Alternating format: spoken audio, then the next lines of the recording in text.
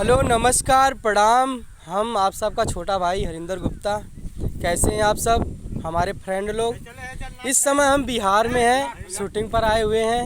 ये लो देखो हमारे भाई लोग, ये देखो मिलो, हाय कर दो। हाय हेलो, कैसे हैं आप ये लोग? देखो मेरे छोटे भाई थे और ये हमारे जो एक्टर हैं, सिंगर, मतलब जो एडिट करते हैं वीडियो, वो हैं। बोल दो भाई, हेलो बोल दो, हेलो बोल दो, हेलो हेलो हाय, कैसे हैं? हेलो बोल दो भाई, हेलो शर्मा क्यों बोल रहे दो हो यार, हेलो। कैसे हैं आप लोग? हेलो भाई लोग। आवा टीचर। इस समय बिहार में आए हुए हैं, शूटिंग के पे हैं। आप लोग अपना प्यार दुलार जरूर बनाइएगा। शूटिंग के दौरान भैया हम आप लोगों को एक चीज दिखाना चाहते हैं। बैग भैया, कैमरा कीजिए, बैग कीजिए, दिखाइए वो सब।